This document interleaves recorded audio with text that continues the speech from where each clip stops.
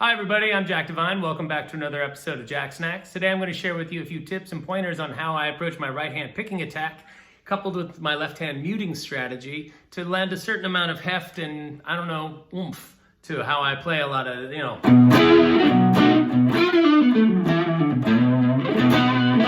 that kind of stuff. The point of this is to get all the strings creating some noise on the way to the actual note that we're hitting. So I'm going to be targeting B, So you can get at it like this. Okay, or just down. Okay, now I'm wrapping my thumb around, and this is something I really would encourage you to learn how to do. It can lend this gravity to your playing, this sort of oomph. Okay, so look into getting that thumb over, because if you try to get this sound like this, it's never really going to happen, because you can't really tie up your index finger. You want to have your index finger at the ready here, and this is kind of like becomes your own little capo of sorts that gets you like, oh, I'm in home base. Everything I hit on that low E is going to work on out of my.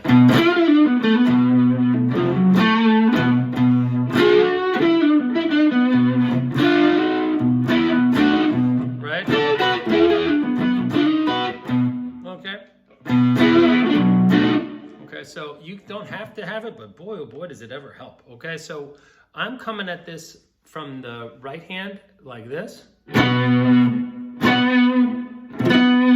bringing it down on at least these top three. I think it's these three strings. If I'm hitting that low E, definitely. Okay, and I'll often. It's kind of a little this kind of effect where I'm brushing up. Okay, now it looks all dainty, right? but okay, and using that in conjunction with a well-timed hammer on can be very sexy. All right, so if we get that, okay.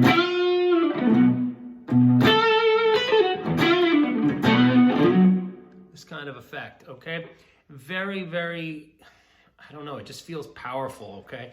It feels a lot different than the cats that I see that throw the thumb in the back of the neck, and they're very agile, but sometimes it's better to have a hammer at, like the big Thor's hammer kind of thing, like that, rather than some little tiny, rapier, okay? So, I love the fine-tuned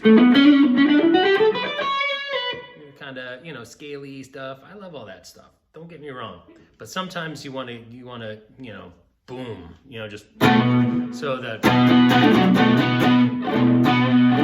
Okay, so let's work on getting the right hand to actually come down and hit, even if we're not really emphasizing an octave like this. Okay, we at least come through it. We come through it.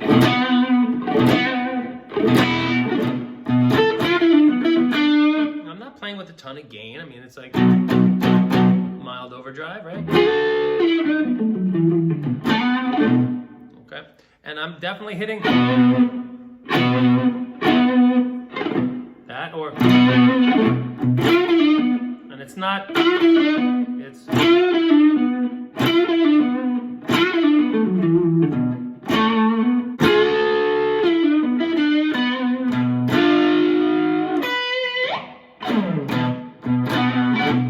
so let's work on getting our hand loose, okay? It doesn't matter at first. There's gonna be all sorts of going on, okay? One of the ways to get that out of the picture is making sure that you're muting with like the underside of your hand here, okay? Or with your, or with these other fingers. So if we're going,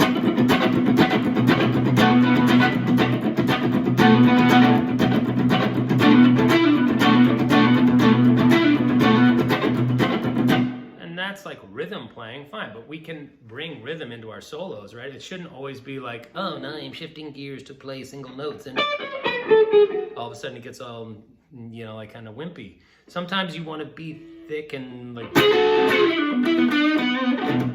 know, where you're really kind of hitting the guitar.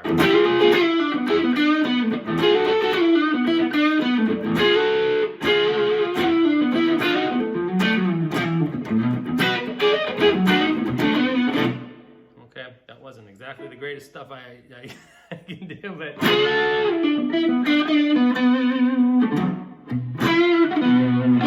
Okay, and you know, you don't want to overuse this technique. You don't want to always mumble away. But like a good breakdown that helped me learn how to do this, this is why I'm playing it in B, is Midnight Rambler from the Stones. If you don't know Midnight Rambler, granted, I don't think it's played in standard tuning, but if you get that...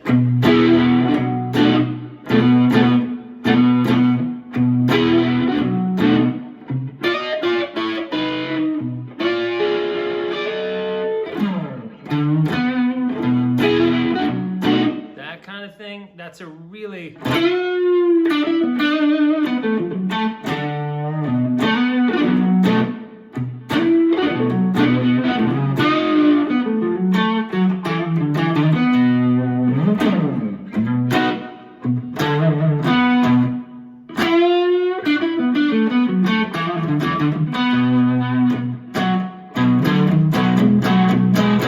getting that meaty kind of grunt out of the guitar, right?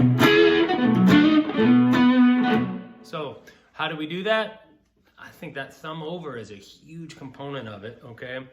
Now Keith, granted, he was doing, I think, capo at the 7th fret in open tuning, but so I'm not really beholden to how he had achieved that great sound, but I'm going kind of creating a power 5 here, and then flattening across the 4 and the root, kind of finding the 4 chord, so it's like kind of that effect.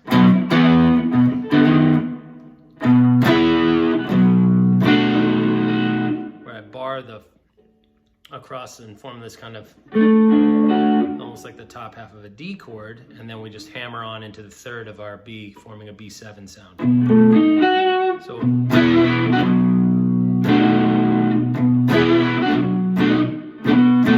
then using that little rake, all right, so the sooner you get that under control, you get that kind of that loose but still rhythmic thing. So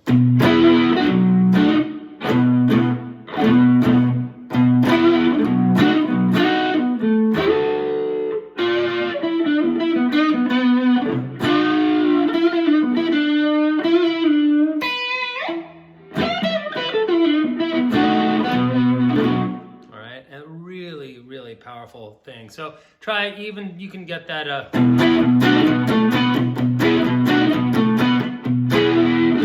okay, that's the faster riff. That's so we're kind of just kind of doing this.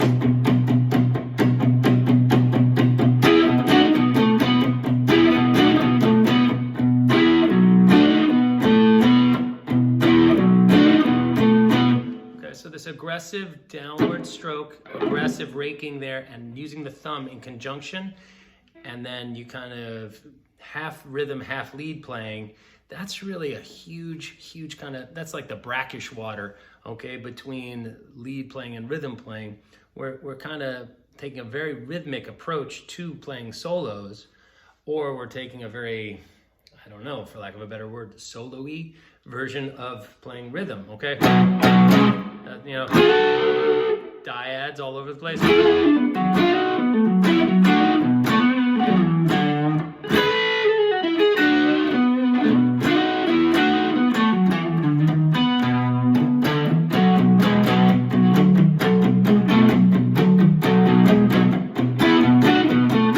Okay, get your Midnight Rambler chops together. It'll really help with this right hand thing, because you can't make it sound right without really bringing the hammer down, right?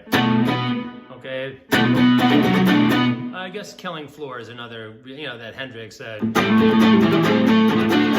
That's a really heavy-duty right-hand workout. Check out Jimmy at Monterey. Whoo, brother. That right hand, that's something else. All right, I'm gonna say peace out from Brooklyn, New York, and thank you very much for tuning in to another episode of Jacksnax. If you're digging what you're hearing and learning here, please be considerate and kind. Do me the courtesy of pressing that subscribe button right there. That's all I ask for this free content. I would appreciate it very much.